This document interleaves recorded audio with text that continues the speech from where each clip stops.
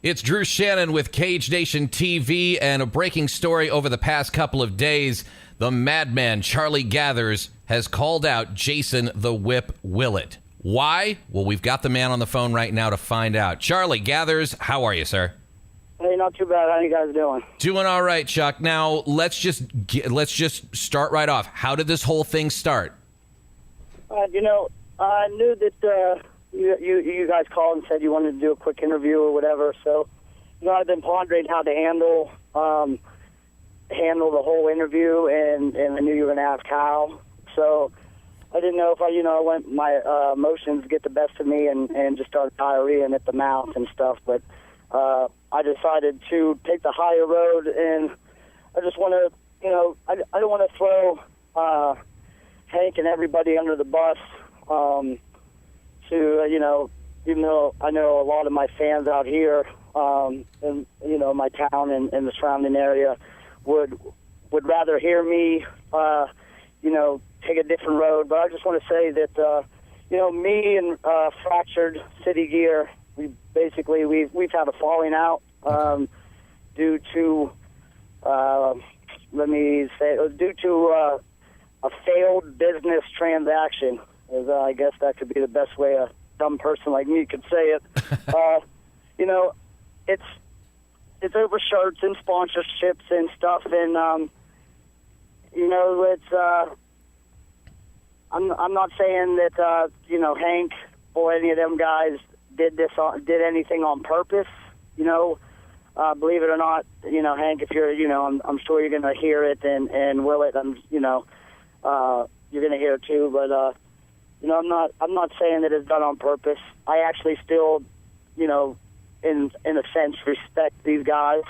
We broke bread together. Hank took me in and, cornered me a couple times, and I had nothing but love for the guy. But, to me, business is business, and I didn't really think about handling it this way, but I'm just getting tired of being told one thing, and it's been 8 months. My people ordered my walkout shirts, and I don't know if that I was told that it was a screen printing company was messing around and this and that and whatnot. But the bottom line is, does it happen?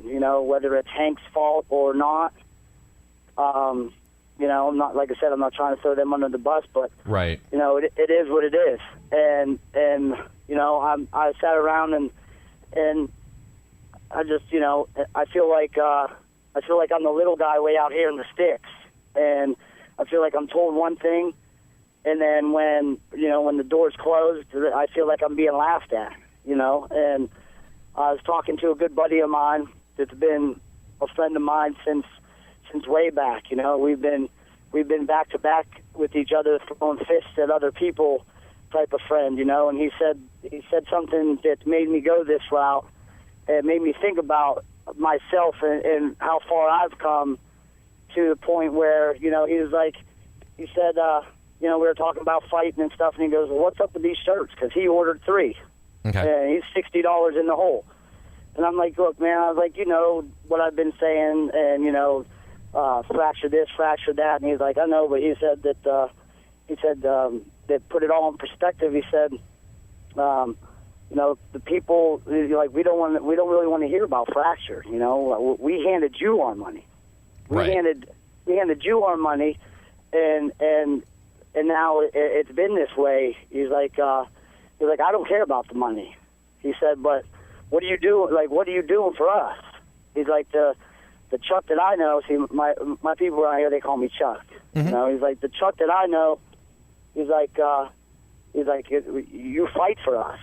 He's like, you fought for me. He's like, what happened to the guy that, like he said, I came up to you one day in school, and this is many years ago, and I'm telling you about the bully that was pushing me around in the bathroom, and you walked right into his class and grabbed the book off the teacher's desk and beat him down with it right into class because he was messing with your people. He's like, what are you doing about that? Like, what are you doing about it? And it put it in perspective, I was like, you know what? I was like, I like Jason. Me and him, we train together.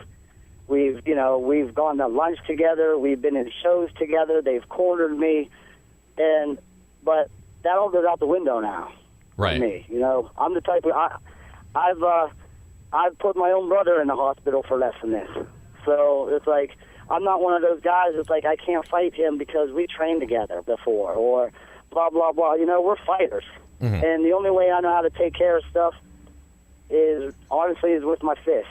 And it's like I said, it's nothing personal against Jason at all. But he's representing a team that I feel that they got one over on me. Well, whether I've been told time and time again we're taking care of it, it's getting taken care of, and then I sit there and it's rubbing salt in the wounds when I'm on Facebook and I see Fractured with all these new shirts, and I see Jason Willett with a new fight shirt, and I'm like, and I got my own company out called Vicious Inc. right now, and I feel like it's rubbing it's rubbing salt in the wounds of my people when I even try to put out my buddy Glunt's shirt or Doug's shirt, or I didn't even make myself my own fight shirt because out of respect for my people that got, that didn't get their product and gave me the money. I have to look at these people. I live in a small town, and another one of my friends, they tell me, that my name went from, I've always been known in my town, but it hasn't always been good, and so he's like, well, I'm well known. I got to look at these people, and sometimes I can't even look at these people in the eye because I know that I owe them money. Not Fracture owes me, but I owe them. Right. So when my buddy was like, "What are you doing? Where's the truck app that that would fight for us, fight for your fans? That's what you got to do." So I was like, you know what? And then I was talking the Ninja Bear, and he was like, I'll go after their guy, and whether we're friends or not, that goes out the window right now, and that's what I did. So they can say what they need to say and stuff, but I'm done talking. I don't want Fractured money right now. The color of money that I want right now is red. So and that's what I'm seeing. I'm seeing red. I get mad thinking about it, and I'm done talking, man. I try to be nice, and I was told when I first got in with these guys, don't trust nobody. And I put my what gets me the most, Drew, is I don't trust nobody. I don't even really trust my own family. I've grown up that way, and that's just the way it goes. But I met Hank, and his motto is a handshake and your word, and I lived by that, and then it kind of bit me in the ass. You know what I mean? So sure. I'm disappointed in that perspective, and I'm hurt by it. Don't get it twisted. I'm not hurt like I'm going home and sitting in the dark with my head in my hands, crying over spilt milk. Right. I'm hurt to the fact that I know that there's people in my town that I feel that I owe them. They support me, and I took from them. So I need payback, and the only way that I think about paying somebody back is we fight. We're fighters fight. So, I said something on Facebook, and Joe DeMoore from Pinnacle, got a hold of me like, "You want to have that fight on our card?" And I was like, "I don't care where this fight happens. Like, call up Hank." And it is what it is. I'm done talking. I blocked them all from Facebook. I'm done talking. I'm done hearing your crap. I just want to fight. So I'm sorry, like nothing personal against JJ, because JJ's a good guy. You know JJ. I know JJ. Cage Nation knows JJ. The Willett, I'm sorry, but and he's a great guy. He's an all-around good character. He's good for the sport and all that, but I'm sorry, man, you're repping the wrong team right now. I was going to say, then, if you like the guy so much, and this isn't a personal issue, why call Jason Willett out specifically? Is it just because he's the face of the company, or is there another reason? Okay. Yeah, nope, that's it. That's that. I don't love him. Right. You know, he's a good guy. I mean, we're acquaintances. But we support each other, and I'll continue to support him. If he fights in June, hopefully he wins. Just like, I'm fighting in May, and I got just got word of a new company coming out down in my old stomping ground, Fairfax, Virginia. They're called Glory, so I would give a little shout-out to them. Their first show is June 7th, and I definitely contacted them because I have family and friends down in the Fairfax, Manassas, Herndon, Woodbridge area down there in Northern Virginia. I'd love to fight down there for them. And then they offered Willett to fight with me on Pinnacle. I think it's July. So I'm shooting for 3 fights in 3 months this summer. I'm staying busy. I took some time off with my mom having cancer and stuff. I've been training my butt off for this next fight coming up, and I feel good. My body feels good, and I'm going at it. Like I said, it's nothing personal against JJ, but it is what it is. So take the fight. As the Diaz brothers would say, don't be scared, homie. Take the fight. So this fight has not been officially signed yet, but Pinnacle is looking at this for their July card, correct? That's I guess that's what I was told. They called Hank, and Hank said it was a possibility. Okay. So it's like whatever, whatever possibility means. Hank knows me, and he knows how I am. He knows how I act. He knows how I think, and it's just keeping it real. This isn't a sportsman, kind of thing. This is a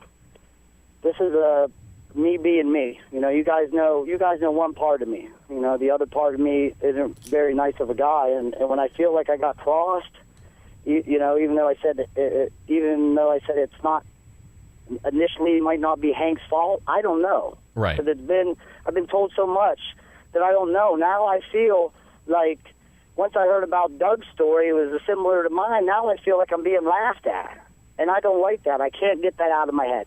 It's kind of okay. I'll put it like this. Okay. You walk into a room, and you catch your girlfriend with another man.